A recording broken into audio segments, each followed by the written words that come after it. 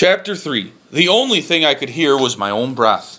It was so loud that it sounded like there were 6 scared people locked up in the shed. I closed my eyes and thought real hard about making my breathing slow down. Pretty soon it sounded like the 5 other breathers in the shed had left. I was still scared, but now it was that get real excited and want to move around kind of scared. It didn't take too long for my eyes to get used to the dark. There was a gray gas can in one corner, next to a bunch of gray rakes and a pile of gray rags, and a gray tire next to some gray fishing poles.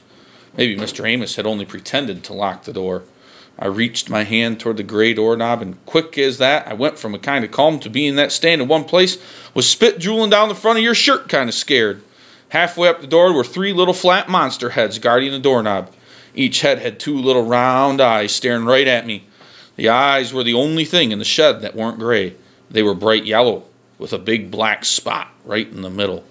I dropped my blanket and pillow and backstepped until my legs hit the wood pile behind me. From all the fast breathing going on, you'd have thought the 5 other scared people had come back and brought a couple scared friends with them. Each head had a wide open mouth with a sharp set of pointy teeth and lips smiling back ready to bite. It felt like the shed was getting smaller and smaller, and the little mouths were getting closer and closer. Then I knew what I was looking at. The doorknob guards were 3 dried-out fish heads that someone had nailed to the door. I ran over to the pile of rags and poked at one of them with my shoe to make sure there weren't any rats or centipedes hiding under them. And then I picked it up and hung it over the fish heads so I couldn't see them and they couldn't see me. I picked up my blanket and pillow and had to decide what was the best way to sleep. I knew the floor was no good. I'd have bet all sorts of bugs and roaches were crawling around. I remember what happened to my best friend Bugs when a cockroach crawled in his ear one night at the home. 4 grown folks had held Bugs down whilst they tried to pull it out with a pair of tweezers, but the only thing that did was pull the roach's back legs off. When they were digging around in Bugs' ear with the tweezer, you'd have thought they were pulling his legs off, not some cockroaches. I'd never heard a kid scream that loud. After about 15 minutes of Bugs screaming the joint down, they said they were going to have to take him to the emergency room to get the roach out. It was almost morning when Bugs got back. Everyone was asleep except me. I waited till they put him in his bed and turned off the lights. I said, "Did they get it out?" He said, "Oh, hi, Bug. Yeah, they got him." "Did it hurt a lot?" "Nope." "Were you scared?" "Nope." "Then how come you were screaming so loud?" He said, "I didn't know I was. I probably couldn't hear me screaming because that roach was so loud." I'd seen lots of roaches, but I'd never heard of one of them making any sound. I said, "Loud? How loud?" "Well, Bugs ain't so different from us all as you'd think. As soon as he saw those tweezers coming at him, he was pretty terrified and commenced to screaming. Screaming in English, too, not some bug language like you'd expect from a roach." "Yeah, what'd he say?" "All he kept yelling was, 'My legs! My legs! Why have they done this to my legs?'" That's a true story about how Bugs started getting called Bugs. I bet $1,000 that there were roaches on the floor of this shed just waiting to crawl in someone's ear. And I bet those Amoses wouldn't even try to pull the roach out. And who knows how long I'd have to listen to some terrified roach screaming his head off right up against my eardrum. I spread the blanket out on top of the wood pile and climbed up on it. This put me so I was even with the window. I took a piece of bark and brushed all the spider webs from in front of the window, and then I put my hand on the glass to see if the newspaper was pasted on from the inside or the outside. I touched the paper. I spread my fingers and my hand looked like a yellow jacket bumblebee, bright yellow with black stripes. This is a great place to have shadow puppets, so I made my hand be a wolf and a dog and a duck. After a while, that got to be pretty boring, so I scraped at the paper with my fingernails so I could see outside. But I like to keep my nails bit down real low when the paper didn't budge. I took out my jackknife and tried scraping the newspaper with it. The paper peeled away in little curly yellow strips like that stuff rich people throw on New Year's Eve. I finally got a hole big enough to look out through and mashed my eye up against the glass. I could see the back of the Amos's house real clear. There was a light on. That had to be Mr. and Mrs. Amos's bedroom. A little bit of light that came in through the hole in the paper made me get calm enough that I could lay my head on my pillow and take a nap. When I blinked my eyes open, the first thing I noticed was that the light from the Amos's bedroom was out. The next thing I noticed made me wish I'd stayed asleep. Up at the very top of the shed was the biggest vampire bat you'd ever see. He was hanging upside down asleep, but the smell of me rising up to him would probably wake him up at any minute. I reached over to the window and tried to slide it open. It budged an inch. I rolled off the woodpile and crawled toward the door with the fish head guards. I reached my hand up and the doorknob turned. Mr. Amos was trying to help me. but after the door creaked open and cracked, the padlock and chain on the outside held it tight. I looked back up into the rafters to see if the bat had woke up. He was still sound asleep. Just like there's the time that a smart person knows enough is enough, there's a time when you know you've got to fight. I wasn't about to let this vampire suck my blood dry without a war. He could kiss my wrist if he thought that was going to happen. I got up off my knees and picked up the gray rake. I walked over to the wood pile, cool as a cucumber. But inside, every part of my guts was shaking.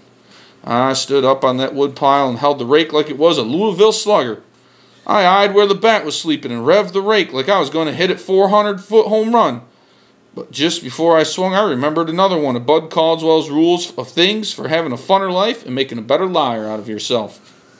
Rules and things number 328. When you make your mind to do something, hurry up and do it. If you wait, you might talk yourself out of what you wanted to do in the first place. Shucks, I couldn't remember for sure if you killed a vampire by driving a stake in its heart or by shooting it with a silver bullet. If I was wrong and didn't kill the bat right away, I was going to be trapped in the shed with a vampire who was probably going to be real upset that someone had woke him up by whacking him with a rake. I took my jackknife out of the pocket and pulled the blade open. That way, if I didn't kill him with the rake and it came down to the two of us tussling on the floor, maybe a silver blade in his heart would be just as good as a silver bullet. Unless that was what you had to do with werewolves. I raised the rake over my head again, closed my eyes, and swung it like I was Paul Bunyan chopping down a tree with one blow. I felt the rake jerk a little when it hit the bat and opened my eyes just in time to see the vampire get cut right in half. I was kind of surprised, didn't scream or cry or say, "Curses, you got me."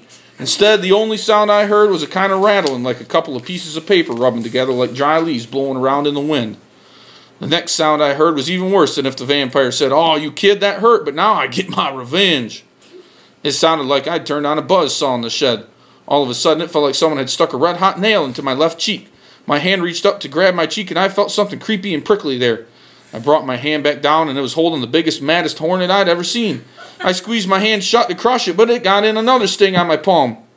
What I thought was a vampire bat hanging on the ceiling was really a hornet's nest, and now there were about 6,000 hornets flying around in the tiny shed, and each and every one of them was looking for me. Another fire nail went into my knee, and a second one went into my sock.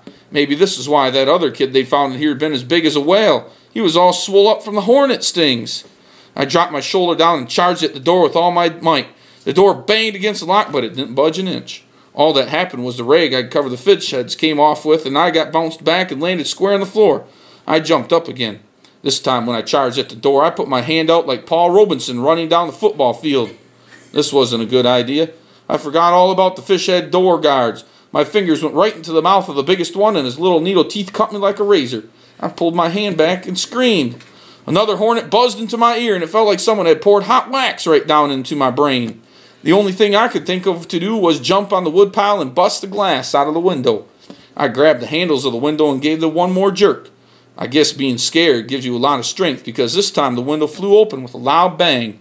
3 hornets found me at the same time, and all 4 of us fell out the window. As soon as we hit the ground, I rolled as far away from the shed as I could go. I smacked and whacked the hornets that had taken a ride on me, and just laid there until I could catch my breath. After a while, the stings and the fish guard bite quit hurting so much, I started getting madder and madder. I was mad at the Amoses, but most of all, I was mad at me for believing there really was a vampire in the shed, and for getting trapped like this, where there wasn't anybody who cared what happened to me. I simmered down and started thinking about getting even. I wondered how hard I'd have to pull the trigger on that double-barrel shotgun for it to go off. I sneaked up the back porch steps to get inside the house. Maybe that vampire bat didn't say it, but the only thought on my mind was, "Ah, you Amoses, that hurt. But now I get my revenge."